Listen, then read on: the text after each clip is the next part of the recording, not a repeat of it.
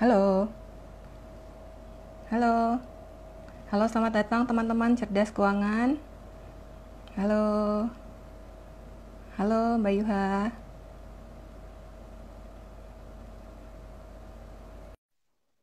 Oke, sambil menunggu yang lain join ya.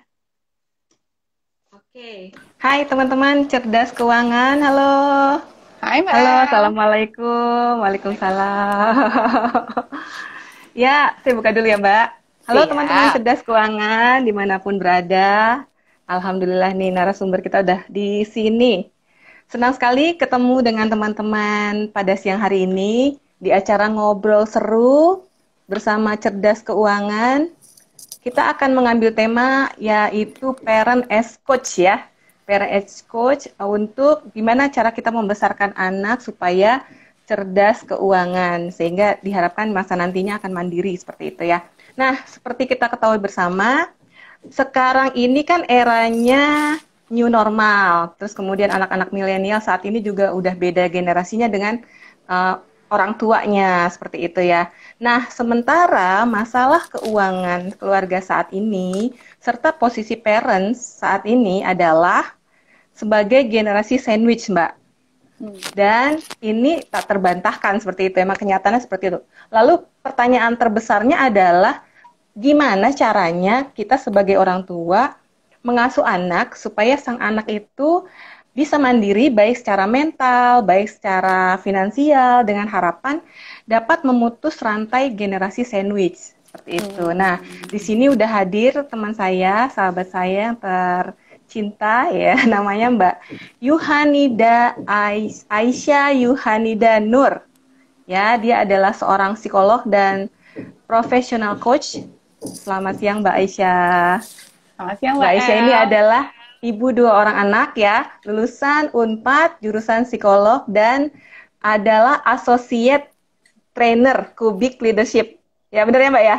Terus kemudian associate coach Kubik, associate consultant Corporate Innovation Asia, member of Tempa, trainer Guild, dan juga Loop Certified Professional Coach. Wah, banyak banget nih Mbak. Serta penulis 4 buah buku. Wah, hebat banget nih Mbak. Bukunya itu berjudul Sukses Mulia is My Life, terus kemudian Happy Book for Happy Parents, Sukses dengan Coaching, dan juga tema kita kali ini yang berjudul Parent as Coach. Nah, ternyata Mbak Aisyah ini adalah penulis buku Parent as Coach. Jadi, sangat tepat nih kalau kita bincang-bincang seru sama Mbak Aisyah. Gimana nih Mbak? Gimana Mbak Aisyah? Apa kabar nih? Baik Mbak El. Ya ampun teman-teman, Mbak El ini pengguru saya loh. Saya tuh kenal Walah, sama bisa Mbak El aja ketika saya dia. berguru tentang finansial. Jadi yang paling cocok nanti kita gali ilmunya Mbak El, teman-teman semua. Kita gali ya. Hari ini kita gali ya. Gimana nih kita memadukan antara psikolog dengan ilmu finansial. Oke Mbak? Siap ya Mbak? Nah, gimana nih Siap. Mbak? Kan seperti kita tahu ya Mbak ya, kondisi pandemik ini Hmm. memaksa kita, orang tua, baik anak itu berada dalam satu rumah karena aktivitasnya semuanya dilakukan di rumah. Nah, Hmm. Mbak Aisyah melihat hal ini seperti apa Mbak? Apa yang dilakukan sebaiknya orang tua dan bagaimana cara orang tua untuk mengarahkan anak-anaknya supaya mereka nggak cepat bosen? Karena kan kita tahu ini tahun ajaran baru sebentar lagi kan. Hmm. Kita nggak tahu juga kondisinya seperti apa nanti, apakah diteruskan belajar online atau kita harus ngantar anak-anak lagi kembali ke sekolah seperti itu, Mbak. Gimana Hmm. Mbak Hmm. Aisyah melihatnya seperti apa nih, Mbak? Silakan, Mbak. Ini seru banget nih Mbak El. Memang Iya, iya. kondisi di rumah aja, semuanya Ya, numplek di satu rumah ini ya. bikin seru. Kalau saya tuh lagi banyak banget dapat klien yang ceritanya gini Mbak El. Bu, Gimana? anak saya tuh biasanya nurut nih. Anak saya tuh biasanya gampang diminta tolong apa-apa. Kok sekarang kayaknya ngeyel banget sih selama di rumah ini? Kok kayaknya nggak sopan sih sama orang tua? Saya tuh bingung harus gimana. Itu tuh lagi cukup banyak tuh Mbak El. Oke, oke, oke. Karena Ngeyel ya, ngeyel ya. padahal mungkin bisa jadi karena anaknya bosan di rumah aja. Iya, iya. Mereka Apakah juga nggak, cara mereka untuk mencari perhatian orang tua, Mbak? bisa jadi. Bisa Iya, jadi itu iya. cara Oke. mereka nyari perhatian orang tua, atau bisa Iya. juga cara mereka untuk nunjukin aku tuh lagi butuh sesuatu loh. Aku tuh lagi Ya, butuh diajak main, aku tuh lagi butuh diajak keluar, aku tuh lagi butuh diajak bersenang-senang. Tapi ini kok semua kayaknya di rumah sibuk sama kerjaannya masing-masing dan aku nggak diperhatikan. Bisa jadi kayak gitu Mbak El. oke, Gitu. oke. Dan Iya, kayaknya masih iya. akan panjang ya sebenarnya. Kalau lihat sih kayaknya Nah, harusnya itu tuh dia. Januari kita Iya, baru ya. Sebenarnya offline. yang bosen itu kan nggak hanya anaknya aja kan, sebenarnya orang tua juga merasakan hal yang sama gitu ya. Nah, pada saat terjadi kondisi seperti itu, baiknya orang tua nih harus seperti apa, Mbak? Apakah kita memang kan tugas mungkin ada tugas dari kantor yang harus kita selesaikan, sementara anak mungkin butuh ditemani untuk urusan belajar online seperti itu. Nah, itu bagaimana caranya, Mbak, supaya kita sama-sama enak gitu loh. Anak Hmm, juga merasakan enak, orang tua juga nyaman seperti itu. Harusnya gimana, Mbak? oke. Mm. Yang jelas, yang saat ini perlu dilakukan sih sebagai orang tua, kita perlu lebih peka sih Mbak El sama kebutuhannya Ya, anak. Karena ya, kita nggak bisa berharap anak ngerti orang tua, karena mereka nggak pernah ya, jadi orang tua ya. Tapi kan kita udah ya, pernah ya. jadi anak, jadi lebih mudah buat Oke, kita mencoba mengerti sudut pandangnya mereka. ya, Itu di jangka pendek sekarang. Tapi kebayangku sih Mbak El, jangka panjangnya memang kita perlu melatih anak-anak kita untuk akhirnya mereka juga siap menghadapi bosan, melatih ya. anak-anak kita untuk bisa mandiri mengerjakan tugas-tugasnya tanpa terus bergantung sama kita. Itu Nah, jangka panjang yang perlu kita latihkan mulai dari sekarang, Mbak El. Tapi kalau sekarang oke, anaknya oke. keburu nggak mandiri, keburu masih demanding sama orang tua, berarti yang perlu kita lakukan jangka dekatnya sih, ya peka sama kebutuhannya mereka dan penuhi dulu sambil latihkan untuk jangka panjangnya mereka lebih siap. Oke, seperti itu ya. Nah, Mbak, saya belum sempat baca nih, Mbak, bukunya Mbak Mm-mm. Aisyah tentang Parent as Coach. Tapi saya penasaran banget tentang konsep ini, gitu loh ya. Mm-mm. Ya, karena kan saya juga sebenarnya sih pengen banget belajar lebih jauh lagi nih tentang psikologi, bagaimana, terus kaitannya apa dengan financial seperti itu, Mbak. Bisa ceritain nggak, Mbak, sebenarnya parent as coach ini seperti apa sih? Supaya teman-teman juga ngerti gitu loh. Oke, Gimana, oke, Mbak? oke. Parent as a coach ini sebenarnya sebuah pendekatan yang meminta orang tua untuk bisa menempatkan diri ke anak-anaknya tuh lebih pas. Bukan hanya sekedar instruktif di depan ngasih arah, tapi juga Mhm. membangun kemauan dari dalam diri si anaknya sendiri untuk akhirnya bisa berdaya sendiri, nggak bergantung lagi ke orang tuanya, Mbak El. Mhm. Karena saat ini anak-anak sekarang tuh lagi dihadapkan pada overparenting pandemik, Mbak El. Oke, Overparenting oke, pandemik oke. itu ketika orang tua terlibat terlalu dalam hidupnya Oh, anak. Orang oh tua tuh ada gitu. terus buat anak, semua terfasilitasi. Atau kalau nggak semua terfasilitasi, semua terinstruksikan. Anak tinggal bergerak ketika diminta sama orang tua. Padahal kan Wah, kita wah, nggak wah, pernah wah. ada seterusnya di hidup anak. Iya, iya, Ketika iya, sekarang iya, kita iya, iya. memfasilitasi terus keinginannya anak, kan nanti juga anak perlu punya uang sendiri ya Mbak El untuk memenuhi Iya, iya, iya. hidupnya. Mm-mm. Nah, itu menarik tuh. Over parenting. Jadi, Mm-mm. ini ya, fenomena yang terjadi pada saat pandemik ini adalah over parenting. Apakah Mbak Aisyah sendiri melihatnya fenomena ini terjadi hanya pada saat pandemik aja, atau memang sebelumnya udah terjadi, tapi nggak terlalu kelihatan karena kita kan mungkin keluar, anak-anak mungkin Mm. sekolah seperti itu. Gimana, Mbak? Mm. Udah lama nih Fenomena Mbak over El, parenting. Iya. udah terjadi bukan hanya ketika COVID-19 pandemik ini aja, tapi memang Oke. sekitar 5 tahunan terakhir lah ya, itu tuh Oke, oke. memang lagi gencar banget, terutama dilakukan oleh orang tua muda nih, yang punya Oh, standar tinggi dalam melakukan kebenaran, dalam melakukan ya. parenting, atau juga orang tua yang sudah lebih matang gitu, udah lebih sepuh secara Ya. usia dan udah nggak punya energi, ya udah deh ikutin aja semua kemauannya anak gitu. Nah itu juga Oke. terjadi sih, bukan hanya Iya, ketika iya. pandemik ini aja. Iya, iya, iya. Nah, pada saat seandainya misalnya nih, misalnya Mbak Aisyah dihadapkan pada salah satu klien yang Mm-mm. mengalami hal seperti ini gitu. Mm-mm. Terapi Mm-mm. seperti apa yang biasanya dilakukan, Mbak? Atau apa yang biasanya harus dilakukan gitu, Mbak? Oke, oke. Yang paling nggak enak ketika datang ke psikolog itu satu, Mbak El. Kalau orang tua datang ke Ya. psikolog, yang diminta berubah pertama kali itu pasti orang tuanya dulu, bukan anaknya. Oh, gitu ya. Itu yang bikin paling sebel tuh Oke, biasanya. oke. Orang tua kalau datang ke psikolog, ngelaporin tentang Ya. kasus anaknya, biasanya yang akan kami ulik tuh bukan hanya sekedar anaknya, tapi orang tuanya. Dan yang diminta berubah pertama kali biasanya orang tuanya dulu, dan itu tuh yang biasanya bikin nggak enak buat Nggak orang enak tua ya. yang pengennya dapat penyelesaian segera. Iya, Anak iya. saya aja deh yang diselesaikan, anak saya aja deh yang diterapi gitu. Nah, ini kebetulan anak saya join nih, namanya Safira Andika. Halo, Safira. Wow, Nah, wow. ini juga menarik nih. Kenapa? Karena biasanya anak-anak kami, ada Mm-mm. Safira, ada Revanila, itu mereka biasanya punya kegiatan aktivitas gimnastik seperti itu ya.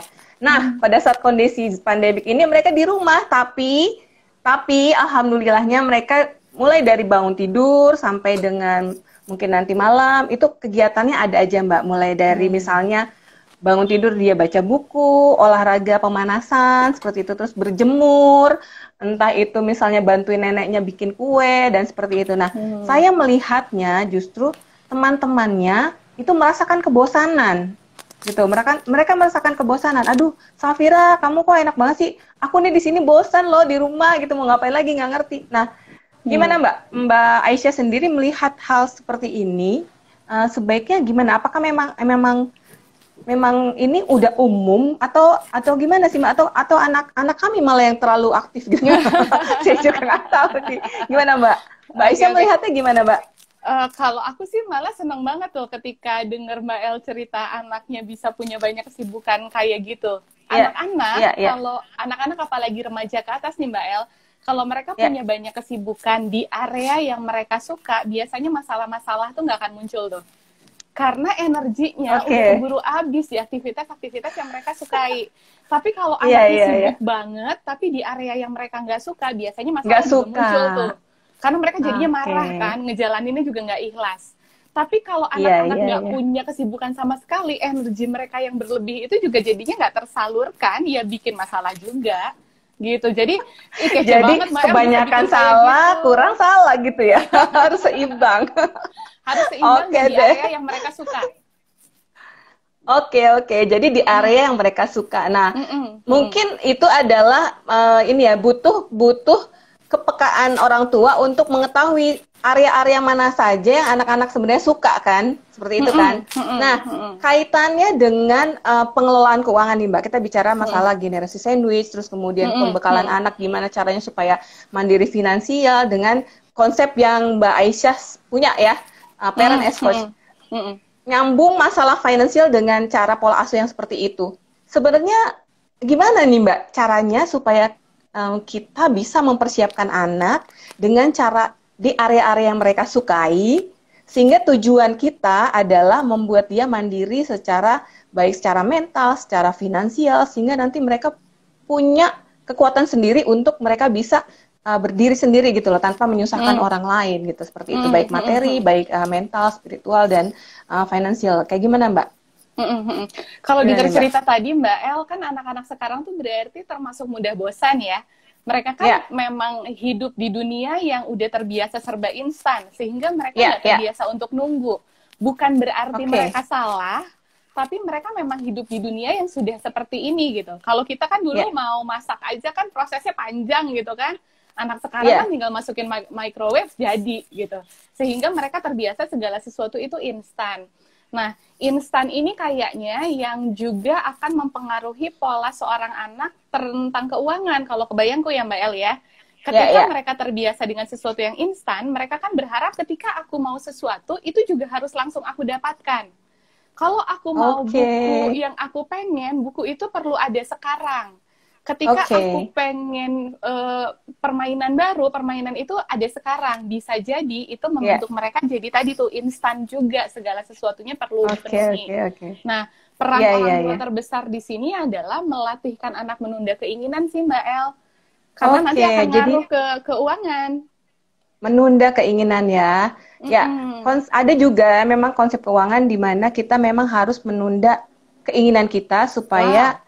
nggak terlalu boros gitu kan ya. Seandainya kita Mm. misalnya memang Mm. sudah punya uang, kita Mm. punya keinginan untuk membeli sesuatu, tapi ada baiknya kita menunda dulu. Tujuannya Mm. untuk apa? Untuk pertama adalah untuk mengelola emosi dulu. Karena keputusan berdasarkan emosi itu biasanya sih kurang baik biasanya. Dan Mm. yang kedua mungkin kalau kita menunda keinginan diharapkan nanti hasilnya akan lebih baik lagi seperti itu ya. Kayak gitu mungkin ya Mbak. Nah, konsep-konsep kayak gini nih yang sebenarnya harus diajarkan ke anak-anak nih, mulai dari contoh-contoh yang kecil-kecil ya sebenarnya ya. Iya ya, Wah, gitu ya. kece banget tuh. Oke, Ternyata oke, untuk orang oke, dewasa oke, kayak oke. gitu juga ya Mbak El ya. Menunda ya Iya, ternyata iya, ya. benar, benar, benar, benar. Contohnya, Ah. misalnya, contohnya keinginan untuk membeli rumah. Tapi kan kita lihat dulu apakah punya dana untuk membayar uang muka rumahnya itu sendiri. Nah, dari situ kan kita nggak bisa langsung langsung mewujudkan keinginan untuk beli rumah kan. Kita harus menunda dulu, nabung dulu, seperti itu kan. Terus kemudian baru setelah terkumpul, baru deh dilakukan, maksudnya dieksekusi seperti itu. Nah, mungkin contoh-contoh yang harus orang tua tanamkan kepada anak adalah yang kecil-kecil kayak gitu aja ya Mbak ya, cara-cara yang kecil aja ya, seperti itu ya. Dan kebayangku Oke, memang oke. Mbak El akan sulit untuk orang tua bisa melatihkan anak cerdas finansial kalau Iya. orang tuanya juga belum cerdas secara finansial ya Mbak El ya. Iya, Jadi iya, iya, betul, betul, betul. ketika kita mau berperan sebagai coach untuk anak terkait dengan Iya. finansial, kebayangku kita sebagai orang tua perlu terampil dan cerdas dulu dong terkait dengan finansial. Gimana kita Iya. mau ngelatih anak untuk terampil ngelola uang kalau kitanya aja Iya. masih kelihatan berantakan? Gimana Oke. kita bisa ngelatih anak membedakan keinginan dan kebutuhan kalau kitanya aja masih kalap belanja, nggak bisa ngebedain mana yang jadi Oke. kebutuhan dan keinginan kita gitu. Nah itu kalap belanja itu Mbak. Ada penelitian pada saat pandemik ini terjadi, justru yang bertambah itu bukan hanya waktu kita di rumah, tapi juga kebiasaan kita shopping online. Nah, itu penelitian sekitar 56% orang yang berada di rumah selama masa pandemi pasti shopping online. Gitu. Oke. Ya, itu kan pasti dilihat sama anak-anak kan. Iya, Pada saat seorang anak misalnya punya gadget atau dia pegang gadget, mungkin mungkin dia sudah tahu, udah ngerti tempat-tempat shopping online, terus dia browsing lah seperti itu. Pada saat misalnya kejadiannya misalnya anaknya belanja tanpa sepengetahuan orang tua kayak gitu kan. Nah ini gimana Mbak? Apa yang harusnya? Apakah nanti orang tuanya mungkin akan berkata, aduh saya udah telat nih kalaupun saya mau mengajarkan sang anak gimana caranya shopping secara bijak secara online, kayaknya udah telat deh karena dia udah melakukan shopping belanja itu. Gimana Mbak? Harusnya seperti apa Mbak orang tua? Ini aku punya cerita nih Mbak El terkait dengan salah satu klienku dan udah minta izin untuk ini bisa diceritain gitu ya. Dia cerita anaknya waktu itu tuh usia SMA kelas 1 Mbak El dan punya hobi masak. SMA kelas 1? SMA kelas 1, hobi masak. Karena dia hobi masak, akhirnya ketika dia menekuni hobi itu, dia tuh kerjaannya belanja online alat-alat masak. Kan alat masak lagi banyak banget ya sekarang. Dan harganya tuh lumayan banget. Sampai tiap hari tuh datang terus tuh hasil belanja online alat-alat masaknya. Dan difasilitasi penuh sama ayahnya. Karena versinya si ayah ini, ya udahlah dia nekunin hobinya kok. Ya udahlah nggak apa-apa, fasilitasi aja semuanya. Alhamdulillah dia yang penting bahagia menekuni hobinya. Tapi yang betul kata Mbak El tadi, yang dilupakan jadinya anak nggak ngukur itu tuh sebenarnya alat masak yang aku butuhin apa enggak ya. Aku pakai itu tuh buat tujuan apa ya. Uangnya tuh udah aku abisin berapa banyak, nggak kerasa orang yang transfer ayahnya gitu. Kalau saya waktu itu akhirnya minta ayahnya untuk Pak biasain deh anaknya buat bikin proposal ketika mau beli sesuatu. Jadi ajukan proposal ke bapaknya. Pak, aku tuh rencananya sebulan ini pengen ngedalemin tentang baking misalnya. Kenapa baking ini yang mau aku dalemin? Karena alasannya tuh sebutin. Terus tujuan yang pengen anaknya capai terkait baking itu dalam sebulan tuh pengen jadi terampil kayak apa sih? Nah, baru habis itu propose, aku butuh beli alat-alat ini, harganya sekian. Prioritasnya dari 10 alat, yang pertama ini sampai ke yang 10 itu udah dia urutin. Sehingga ketika ayahnya bilang, Bapak cuma punya uang sekian juta gitu misalnya. Ya udah sekian juta itu cukupnya buat yang mana, dia udah tahu tuh skala prioritasnya dari alat-alat itu. Gitu Mbak El. Wah keren. Bikin proposal tuh kayak bikin event terus kita propose gitu ya, sponsorship gitu ya. Tapi itu Mbak, bisa dilakuin banget sama itu bisa dilakukan untuk mungkin buat mereka yang udah remaja, buat mereka yang udah kenal masalah proposal, masalah prioritas pengajuan untuk ke sponsorship dan lain sebagainya. Bagaimana jika seandainya kondisi ini terjadi pada anak yang masih usia-usia 6 atau 5 tahun bahkan gitu, gimana Mbak? Memang Gimana? agak sulit ya Mbak El ya kalau 6 dan 5 Iya, tahun ya. Kalau iya 6 ya dan gimana 5 Mbak? tahun kayaknya lebih ke kita sepakati aturan terkait jajan atau beli mainan Mbak El. Jadi dari Oke, awal misalnya bilang ke mereka, nak, waktunya beli mainan atau waktunya jajan itu cuman seminggu sekali ya di hari Rabu. ya, ya, Jatahnya kamu itu cuman sekian. Yuk, oke, kalau anaknya udah lebih ngerti ke nominal bisa pakai jatah oke, uangnya lagi. Kalau belum, ya, minimal harinya aja. Jadi ketika mereka ngerengek di hari yang lain, nggak bisa. Ini bukan hari kita belanja mainan, ini bukan hari kita jajan. Gitu. oke. Nanti kalau mereka Nah, udah rada ngerti Mbak El, dikasih tadi tuh batasannya, kalau anakku tuh dulu beli buku itu cuman boleh sebulan sekali, harganya itu maksimal 120.000. oke, Sehingga oke, mereka oke. ketika milih buku, mereka tuh akan lihat-lihat nih, Bun, aku tuh pengen Harganya. banget buku ini, tapi harganya 140.000, gimana? Ya udah, kamu siap nggak Oke. jatah bulan depan? Berarti udah dipakai 20.000, tinggal sisa 100.000. Oke, nggak apa-apa gitu. Oh, Nah, bisa oke, tuh Mbak oke, El oke. kayak gitu. Oke, oke. Oke, wah keren banget ya teman-teman ya. Jadi, kita kalau seandainya anak masih kecil-kecil, ada kesepakatan dulu seperti itu ya Mbak ya. Nah, Mbak, kalau kondisinya seperti ini Mbak, kita punya gadget, personal gadget gitu. Terus kemudian Hmm. tanpa sepengetahuan kita, anak-anak buka-buka gadget kita, terus kemudian shopping di situ. Apa yang harus kita Hmm. lakukan Mbak? Gitu loh. Kita nggak Hmm. tahu kan, kita nggak tahu. Terus kemudian timbul, maksudnya bukan timbul ya, datanglah itu tagihan kartu kredit misalnya yang kita nggak tahu, dilala jumlahnya kok kecil-kecil tapi banyak gitu loh, Hmm. tanpa Oke. pengetahuan kita. Misalnya kayak gitu terjadi. Oke. Kayak Oke. gimana Mbak? Ketika pertama kali Apa yang seharusnya dilakukan? Oke. Mm-mm. Kalau baru pertama kali kejadian, Mbak El, kita nggak bisa Ya, marahin anak. Kita nggak boleh tuh oke, marahin anak atau menghukum anak oke, ketika itu baru oke. pertama kali terjadi. Kenapa nggak boleh? Ya. Karena aturannya aja kan belum ada, kesepakatannya aja belum ada. Nggak Hmm. bisa dong Hmm. anak dimarahi untuk Ya, ya, sesuatu ya. yang belum dia tahu. Jadi, kalau itu terjadi, paling diajak diskusi, ditanya, apa Oke, sih yang bikin kamu kok beli-beli ini?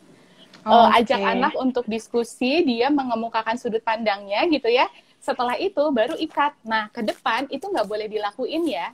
Hak oke, kepemilikan gadget itu nggak boleh dia akses, itu juga harus kita kasih tahu karena itu miliknya oke. kita. Ya, Gitu. Mm-mm. oke, oke, sip, sip. Menjawab pertanyaan Mbak. Aduh, Mm. bagus banget nih Mbak. Nah, apalagi ya? Saya sampai bingung mau nanya apa lagi. Justru aku penasaran Tadi Mbak El. Mbak El, kalau dari sudut pandangnya apa-apa? Mbak El nih, Iya, biasanya iya. anak seorang anak dikatakan cerdas secara finansial itu kayak apa sih Mbak El? Kalau dari sudut Oh pandangnya iya. Mbak El, mm-mm. Oke, oke, oke. Seseorang anak dikatakan cerdas finansial gitu ya. Maksudnya adalah kita kan ini ya, lihat dulu berapa usia anak ya. Pada saat Hmm. misalnya anak sudah berusia memasuki sekolah dasar, let's say masuki sekolah dasar.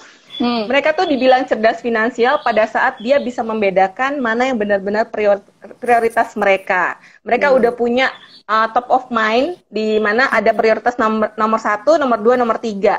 Apa yang list gitulah, apa yang mereka memang udah mereka perlukan dan apa yang benar-benar penting buat mereka. Pertama, yang kedua adalah mereka bisa membedakan mana yang benar-benar ini kebutuhan saya, mana yang benar-benar hanya sekedar keinginan. Kadang Mbak, kejadian nih di aku nih Mbak. Biasa kan kalau kita ajak anak-anak ke mall, saya punya dua orang anak dan dua-duanya berbeda karakter. Yang pertama itu suka nabung dan bijak mengeluarkan ini ya uang. Tapi yang kedua ini kadang-kadang suka lihat-lihat apa yang lucu-lucu terus kepinginnya tuh sampai besoknya ngomong lagi sampai ke mimpi mungkin ya, kita nggak tahu juga gitu. Nah, salah satu cara yang saya lakukan adalah cara untuk ini ya, membedakan keinginan sama kebutuhan mereka. Pada saat anak saya minta sesuatu, saya tanya dulu, kamu punya uangnya? Terus mereka mikir ulang. Jadi mereka mikir, nggak ada sih Ma, terus mau beli pakai apa gitu. Jadinya itu membentuk pola kebiasaan mereka kalau ternyata oh iya ya, saya punya prioritas seperti itu.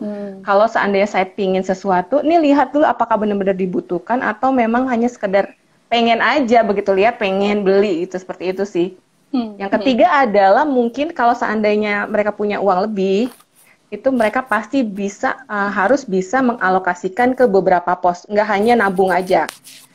Misalnya ke pos, misalnya mereka mau memberi atau donasi, terus kemudian mereka berinvestasi, kemudian mereka juga menikmati juga uangnya mungkin dengan beli apa yang mereka suka, misalnya buku, misalnya mainan seperti itu. Dan juga jangan lupa untuk ini buat keperluan-keperluan yang memang pokok buat mereka gitu. Kayak gitu sih. Mbak El, Jadi Mbak El, ada alokasinya. Penasaran nih, anak-anak udah Apa mulai tuh? investasi, Mbak El? Oh, anak saya udah punya saham, Mbak. Wow, Iya, dari umur berapa? alhamdulillah anak saya pada saat Lebaran 2 tahun yang lalu, mereka kan punya ini ya, punya uang ini ya, uang angpau. Nah, itu kita belikan saham. Jadi mereka ikut rekening saham saya, kita belikan saham gitu. Wow, Dan mereka dari tahu umur jumlahnya, mereka tahu saham apa yang dibeli, dan mereka bisa cek harga saat ini berapa gitu. itu dari umur berapa, Mbak El? Anak-anak bisa diajak investasi? Berapa tahun ya? 2 tahun yang lalu, Mbak, kira-kira usia 11 tahun. Coba Safira masih dengerin nggak? Nih, sebetulnya anak saya ada di sini nih. Safira, kamu usia berapa tahun ya beli saham, Safira? Kemarin tuh pas ayahnya live Instagram sama ini sama direktur, ada direktur perusahaan sahamnya yang dia beli itu. Terus kemudian saya shock, ini juga Mbak, kaget terkejut juga loh. Safira bilang gini pas ikutin live IG-nya ayahnya, saya udah punya sahamnya loh gitu. Oh iya benar juga, dia punya sahamnya dan dia dengan bangganya gitu. Dia bilang kalau saya udah punya sahamnya gitu. Iya. Ini menarik banget Mbak El, karena selama ini kalau yang aku tahu dari sudut pandangku yang awam tentang keuangan itu Mbak El, keuangan itu anak-anak tuh dibaginya menjadi 3. Untuk mereka berbagi, untuk mereka nabung, untuk kepentingan pokoknya mereka. Nah, ternyata anak-anak malah bisa dikasih 1 pos lagi ya, pos untuk investasi ya. Betul. Jadi bukan hanya sekedar save, spend, sama donate, juga invest juga. Ada 4 sebenarnya, Mbak. Sebenarnya kan yang kita kenal sebelum ini mungkin ada 3 ya, untuk menabung, untuk mengeluarkan atau spending, sama untuk donasi kan. Tapi ternyata ada juga tuh yang namanya pos untuk investasi. Investasi dalam artian jangka panjang kayak gitu. Nah, ini sesuatu yang baru nih Mbak El dan teman-teman buat saya. Cara ngajarin anak untuk tahu bahwa investasi itu tuh oke nih buat aku lakuin. Gimana waktu itu Mbak El nyampeinnya untuk bikin jadi konkret buat anak-anak? Nah, kebetulan ayahnya dan saya juga suka ngajak anak-anak tuh ke toko buku, Mbak. Kebetulan buku yang mereka suka adalah Why People, itu ya, yang berseri itu ya, biografi yang berseri. Pada saat mereka beli bukunya Warren Buffett, ternyata mereka di situ baca bahwa Warren Buffett itu mulai investasi sejak usia berapa tahun gitu loh, di bawah 10 tahun dah. Mereka mungkin terinspirasi dari situ, oh berarti investasi itu bisa dilakukan ya Mah sejak usia dini ya, maksudnya gitu.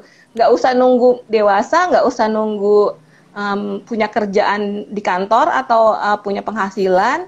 Kalau seandainya kita punya uang, kita punya rezeki lebih, kita ternyata bisa investasi ya dari sedini mungkin kayak gitu. Nah dari situlah mungkin terbersit keinginan Safira dan Revanila juga untuk investasi jangka panjang kayak gitu, Mbak. Jadi nggak sekedar nabung aja, sebenarnya tabungan mereka udah punya juga sih gitu. Walaupun memang nebeng. Nebeng rekening ibunya. Gitu. Tapi Mbak El, kalau dari sudut pandang psikologi nih, kalau aku berusaha untuk meng-capture yang tadi Mbak El sampaikan gitu ya, betapa penting ternyata untuk memaparkan anak pada wawasan-wawasan terkait keuangan. Betul, kalau anak nggak pernah terpapar dengan wawasan itu, ya dia juga nggak akan tertarik untuk ngelola keuangannya gitu ya. Dan luar biasa loh, umur 11 tahun bacaannya udah Warren Buffett. Ini emak bapaknya juara banget nih memaparkan anak saya gitu. Justru itu saya dapat teguran. Saya dapat teguran Mbak dari ibunda saya. Dia bilang ibuku bilang gini, Mbak. Ini anak dikasih bacaan yang biografi lah, ini apa nggak cepet tua gitu. Saya bilang gitu. Kalau kata khawatir, mungkin khawatir. Ya? Iya, apa nggak cepet tua nih kalau mereka bacaannya kayak gitu? Tapi kalau mereka menikmati sih nggak apa-apa ya, dan mereka Oh iya, menikmati kalau ya. saya malah mendukung, saya mendukung. Karena mungkin dulu saya juga suka baca-baca, tapi nggak terlalu ke yang biografi-biografi kayak gitu sih, Mbak. Palingan juga baca apalah, Bobo, apa, kayak gitu aja. Oke. Jadi sebenarnya Iya. Mbak El ini sebagai senior konsultan finansial gitu ya, dan financial planner udah ngajarin banget anak-anak sebagai financial coach-nya mereka sebenarnya ya. Gimana caranya ngelola keuangan. Alhamdulillahnya karena kita berdua memang suami istri memang bergelutnya ya di bidang itu, Mbak. Jadi mungkin itu adalah salah satu berkah juga sih sebenarnya ya. Bahkan mereka kan sering banget dengar apa istilah-istilah keuangan kayak dana darurat, portofolio kayak gitu-gitu, trading apa sih kayak gitu-gitu kan. Jadi banyak pertanyaan yang memang yang memang kalau kita kita mau bahas lagi ya udah jadi bahasnya keuangan lagi gitu loh, Mbak. Iya, iya. Ini teman-teman, saya jadi ingat, ini tuh lucu banget. Anaknya Mbak Ya. El udah tahu dana darurat dari umur kecil. Kalau saya baru tahu dana darurat setelah ketemu Mbak El beberapa bulan yang lalu. Bayangkan gimana mau ngajarin anak keuangan kalau ibunya aja masih buta keuangan sampai umur segede gini. Ya, kita memang saya juga masih banyak belajar, Mbak, dari sini. Saya juga masih banyak belajar tentang ilmu-ilmu yang lain. Dan mungkin aja memang ada kaitannya gitu loh sama keuangan. Jadi nggak melulu ini masalah keuangan. Sebenarnya mungkin ada akar permasalahan yang memang kita harus hadapi bersama gitu lah. Betul, Nah, Mbak, betul. ini sambil kita nyapa-nyapa yang teman-teman yang masuk juga ya, Mbak ya. Iya, Di sini siap. ada banyak banget nih, Mbak, yang join, Mbak. Ada Mbak Haryanto Edi, Mas Haryanto Edi. Terus kemudian Andri Wira, terus kemudian Cecilia Anggraini. Halo, belajar dari mana? Terus kelihatan nggak Mbak di situ? Kelihatan, kelihatan. Benedik Sariyahu, Maya Janiti. Ya, ini Mbak ada pertanyaan ya. Investasi jangka panjangnya mana tadi? Investasi jangka panjangnya dalam bentuk apa? Dalam bentuk saham, Mbak. Mas Subhan Fatah. Dalam bentuk saham. Nah, ini banyak banget, Mbak. Ada Priscilia, ada Mbak Ike. Halo, Mbak Ike. Ike Kumara. Ada Zaindut join. Oke. Oke, Mbak. Kita terusin, Mbak. Kita Siap. terusin ya. Nah, Oke. tadi kan saya sempat dengar pas ngobrol sama Mbak Aisyah tuh tentang robot-robot itu ya. Robot-robot apa tuh. Jadi, ternyata anak sekarang kalau terlalu banyak dikasih instruksi, kata Mbak Aisyah ini, tanpa sadar orang tuanya membuat anak menjadi robot. Itu gimana ceritanya, Mbak? Kok bisa membuat anak menjadi robot? Kan kita manusia, Mbak. Iya. Gimana, Mbak? Iya. Mbak El, kita menjadi yang membedakan kita sama makhluk lain itu kan sebenarnya apa? Otak lah ya. Otak sebagai pusat perilaku. Kita itu makhluk yang punya otak berpikir. Sementara kalau makhluk lain kan otak berpikirnya nggak punya ya. Mereka paling mamalia itu hanya sampai otak emosi untuk membesarkan anaknya gitu. Kalau kita kan punya sampai otak berpikir. Nah, sayangnya otak berpikir ini cuma bisa dipakai kalau rajin dilatih, kalau rajin dipakai. Kalau nggak pernah dipakai, ya jadinya otaknya lama-lama akan jadi bukan mati, hubungan-hubungan yang bikin dia aktif tuh jadi hilang gitu loh, Mbak El. Sehingga meskipun manusia dasarnya pinter, dasarnya bisa melakukan banyak hal, ya jadi nggak bisa karena otaknya nggak biasa dipakai. Nah, kenapa jadi kayak robot? Karena anak-anak ketika terbiasa bergerak hanya berdasarkan instruksi, berarti kan otak berpikirnya nggak dipakai. Aku bergerak hanya kalau aku disuruh. Kalau dimarahinnya udah makin banyak, ya berarti ini udah makin darurat, aku lakuin. Mereka sama sekali nggak pernah pakai si otak berpikirnya, ya jadi kayak robot nanti. Gitu. Oke, Mbak, ini ada pertanyaan bagus. Ya? Iya, jangan sampai kita sebagai manusia kan kita juga masih berhubungan sosial dengan sesama manusia ya, jangan sampai kita jadi kayak robot gitu ya. Walaupun nanti mungkin kedepannya banyak sekali intelligence artificial yang memang menggunakan tenaga dari robot. Tapi kita kan sebagai manusia tetap harus bertindak layaknya manusia. Nah, Mbak, ini ada pertanyaan menarik nih yang datang dari Andi Meliala. Oke. Andi Melia, tanyanya begini, Mbak. mengajari anak soal keuangan itu dimulai dari usia berapa idealnya? Oke. Ya, Kalau dilihat dari pembicaraan kita tadi kan, Mbak, ya, keuangan itu bukan hanya sekedar dia ngerti jumlah mata uang, bukan ya, hanya sekedar dia melakukan transaksi, tapi diawali ya. dari dia bisa membedakan keinginan dan kebutuhan. Oke. Nah, membedakan keinginan dan kebutuhan ini yang bisa diajarkan mulai dari sedini mungkin. Gitu. Oke. Kebayangku mulai dari anak bisa diajak ngobrol dua arah gitu ya, ketika dia masuk usia 4 tahun itu tuh udah mulai banget tuh bisa diajarkan tentang mana keinginan dan mana kebutuhan.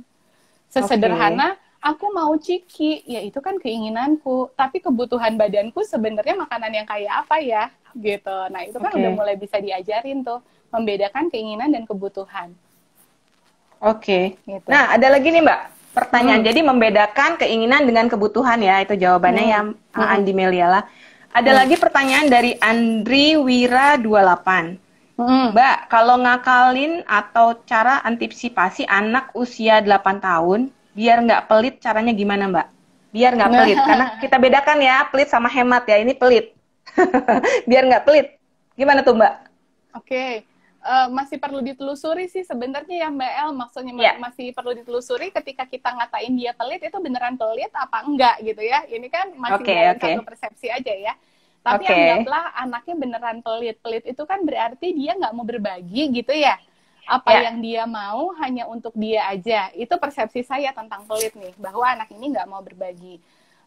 Untuk oke, anak-anak usia segitu bisa jadi itu masih jadi tanda positif tuh malah.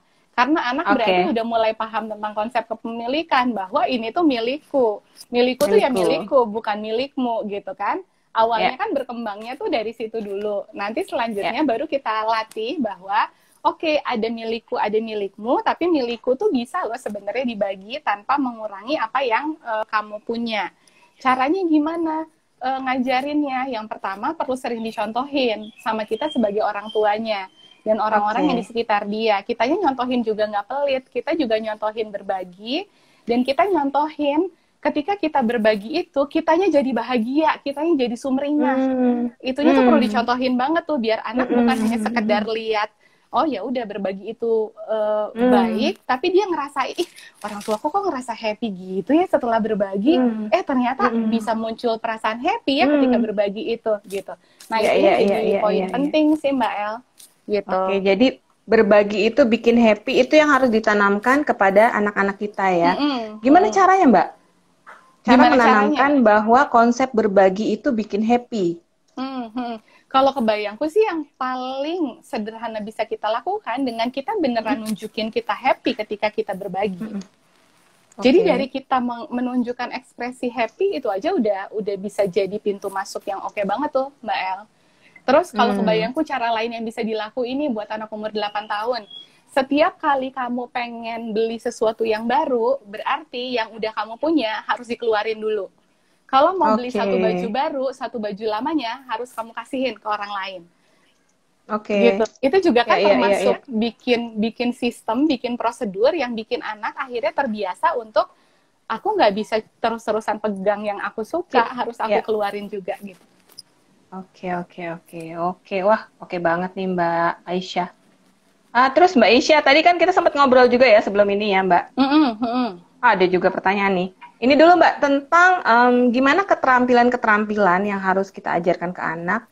Misalnya yang tadi Mbak Aisyah katakan untuk memilih dan memutuskan, untuk mempertimbangkan, untuk gimana membedakan apa yang bagus untuk dilakukan, apa yang tidak bisa dilakukan kayak gitu. Itu keterampilannya gimana caranya Mbak?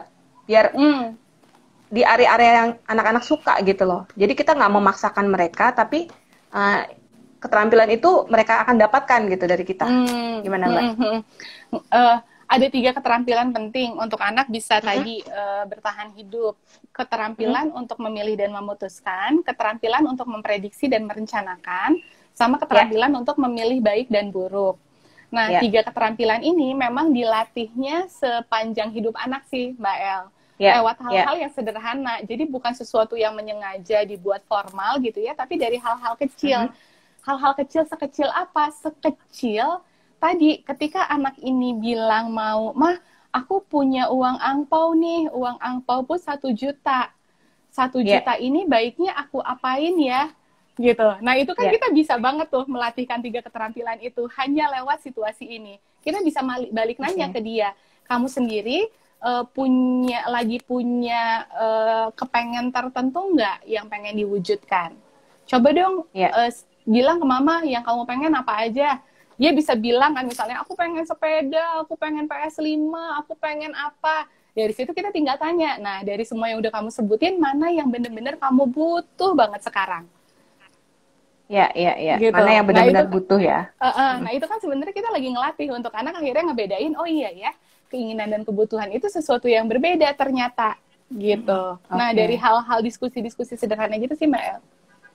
Oke, jadi diskusi-diskusi sederhana yang memang mengajarkan anak untuk gimana nih caranya untuk membedakan mana yang benar-benar butuh, mana yang sekedar ingin. Oke, Mbak. Hmm. Mbak, ini ada pertanyaan lagi nih, Mbak. Dari Oke. Subhan Fatah. Boleh ya, Mbak? Tanya terus Boleh, ya. boleh, boleh. Siap. Nih, Kita sampai jam ya, berapa, Mbak El? Bukannya sampai 13.45 sampai jam. ya? Oh iya, keterusan ya. Satu lagi ya, satu lagi Oke, ya. oke, Satu oke. lagi. Siap, siap. Dari Subhan Fatah nih, Mbak, tanya Hmm, kan. hmm, Waktu kemarin Lebaran, kan anak-anak tuh dapat THR. Dia hmm, mau menghabiskan uangnya untuk barang yang dia mau, misalnya mainan atau makanan hmm, kesukaan. hmm. Nah, gimana cara orang tua untuk ngajarin anaknya supaya lebih bijak dalam pengeluaran uangnya? Oke. Ini mungkin Hmm, nanti Mbak El yang akan bisa ngasih sudut pandang lebih dalam ya. Aku dari sudut pandangku oke. aja nih Mbak El. Ya, ya, Kalau ya, kebayangku, kita dari awal memang sudah perlu punya kesepakatan sama anak bahwa ya, ada 3 pos loh. Kalau tadi versinya Mbak El 4 pos, ada 3 pos loh yang perlu kita tempat kita perlu membagi uang kita. Dan itu tuh kita udah ya, sediain tuh amplop-amplopnya gitu ya, atau ya, wadah-wadahnya. ya, ya. Ini buat berbagi, ini buat nabung, ini buat beli sesuatu yang kamu mau. Dari THR yang kamu punya, kamu bagi dulu ketiga tempat ini. Mana yang buat berbagi, mana yang buat beli yang kamu mau, mana yang buat nabung. Jadi dari Ya. awal, anak setiap kali punya uang, dia tuh udah masukin ke 3 pos itu dulu. Nanti setelah itu baru, oke, ini pos yang buat beli main yang kamu mau. Cukup nggak uangnya untuk Ya, beli yang tadi kamu mau oke. itu? Gitu kalau dari Ya, versiku, Mbak ya, El. ya, Nah, kalau ya, dari versinya Mbak El gimana? ya. Ah, ini sebelumnya aku mau nyapa dulu Mas Panji. Halo Mas Panji, kita lagi sharing nih tentang parent as coach nih. Mbak Marta juga udah join nih. Thank you loh udah join di IG Live. Nah, Mbak, kalau saya, oh terima kasih, katanya 2 trainer panutanku. Jadi Mbak, kalau saya kebayangnya Mbak, untuk gimana cara anak supaya bijak dalam pengeluaran uang adalah, benar kata Mbak Aisyah tadi, kita membagi-bagi. Tapi cara yang saya tempuh adalah pada saat anak mau pegang seluruh uang itu, saya ingatkan dulu, ini mau dibuat untuk apa aja nih? Karena mungkin mereka punya list sebenarnya pada saat, sebenarnya mereka punya list yang mereka udah catat tuh di buku mereka masing-masing gitu ya. Dan itu saya lihat prioritas list yang sudah mereka tulis, sebenarnya itu masuk ke dalam kebutuhan atau keinginan mereka. Itu sudah saya ini Mbak, sudah saya pilah-pilah. Jadi keseluruhan list saya pisahkan. Ini keinginan doang, ini ya udah ini kebutuhan kamu. Nah, pada saat mereka terima uang itu, langsung saya ingetin, coba prioritas kebutuhan apa dulu. Kalau seandainya misalnya, oh iya mah, ternyata belum beli misalnya mereka kebutuhannya mungkin saat itu adalah buku kayak gitu ya. Oh ternyata ya udah berarti dari keseluruhan uang ini berapa persennya untuk beli buku. Nanti selebihnya masukin tabungan, mungkin kita berikan ke donasi atau mungkin mau nabung untuk misalnya hari raya kurban seperti itu. Nah, mulai dari pada saat awal terima. Pada saat awal terima kan biasanya itu kalau THR dihitung tuh Mbak. Dihitung kan. Nanti dihitung berapa yang dihasilkan, kakak berapa, dedek berapa. Nah, lihat kebutuhan kakak paling banget urgent apa. Terus kemudian kalau seandainya memang itu harus beli sekarang, yuk kita beli sekarang kayak gitu Mbak. Jadi dari awal sih Mbak, dari awal dia terima dan dia hitung uangnya kayak gitu. Oke. Nah, yang menarik Iya. Mbak El yang bisa dikawinkan nih kalau kita pakai pendekatan Ya. karakter as a coach, ketika anak benar-benar masih di level belum mengerti membedakan keinginan dan kebutuhan, memang kita yang akan lakukan itu gitu ya. Tapi sambil jalan, sambil kita latihkan untuk mereka pun akhirnya bisa membedakan sendiri mana yang jadi list kebutuhan, mana yang jadi list keinginan. Bukan kita yang akan terus-terusan memisahkan itu gitu ya. Iya. Nah ini menarik nih Mbak, ini menarik nih mengawinkan psychological dengan financial supaya kita bisa mendidik anak-anak gitu lah. Mbak ada kepikiran nggak mau buat kelas setelah ini? Wih, kece. Ayo Mbak El. Boleh ya, buat teman-teman yang mau join boleh ya. Nanti kita akan umumkan kapan ya. Jadi itu nanti dari sisi finansial saya akan berbagi masalah mungkin cash flow management, mungkin juga prioritas kebutuhan keinginan, terus apa aja, misalnya apa ya, misalnya pengeluaran seperti apa, pendapatan seperti apa kayak gitu ya. Nah, dari Mbak Aisyah sendiri mungkin dari sisi-sisi psikologisnya ya. Oke, sip. Ya. Mbak Aisyah, ini kan udah hampir 1 jam nih. Saya kan janjinya 35 menit ya, malah molor. Nah, saya sebenarnya Mbak Aisyah, saya tuh janji mau kasih hadiah buat teman-teman yang mantengin ini IG Live ini dari awal sampai akhir. Tapi saya serahin ke Mbak Aisyah deh mau kasih pertanyaan apa deh. Terserah. Supaya nanti teman-teman bisa jawab dan dalam waktu 10 menit ini kita bisa selesai. Gitu. Tapi seandainya nih Mbak, seandainya nanti kita keputus, nanti saya akan save di IGTV Cerdas Keuangan. Terus nanti juga saya akan DM teman-teman yang sudah menjawab pertanyaan. Jadi cepet aja Mbak. Ya, nanti akan di-save di IGTV. Satu pertanyaan dulu Mbak, nanti saya catat siapa yang sudah menjawab dengan benar. Pertanyaannya sederhana aja sih Mbak El. Kalau secara psikologis, apa sih yang perlu disiapkan pertama kali biar anak siap untuk dilatih cerdas keuangan? Pertanyaan pertama adalah apa yang harus disiapkan terlebih dahulu ya Mbak ya? Apa yang harus disiapkan terlebih dahulu biar anak untuk siap dilatih cerdas keuangan? Ya, biar anak siap dilatih cerdas keuangan. Silakan teman-teman yang bisa menjawab, nanti ada hadiah dari Cerdas Keuangan. Saya akan catat namanya dan nanti akan saya DM. Apa yang harus disiapkan lebih dahulu biar anak cerdas keuangan? Silakan teman-teman. Membedakan kebutuhan dan keinginan, benar nggak Mbak? Betul Mbak El. Oke. Nuro SHM. Ya lanjut Mbak, pertanyaan lagi. Silakan Mbak. Setelah anak bisa membedakan kebutuhan dan keinginan, terus apa lagi dong langkah kedua yang perlu kita ajarkan ke anak biar cerdas keuangan? Tadi udah sempat kita bahas juga tuh. Ya, setelah bisa membedakan kebutuhan dan keinginan, langkah kedua apa yang harus kita ajarkan ke anak supaya cerdas keuangan? Ayo, silakan. Tadi udah dibahas. Silakan. Pertanyaan kedua, setelah dapat membedakan kebutuhan dan keinginan, 3 skill Mbak, betul nggak?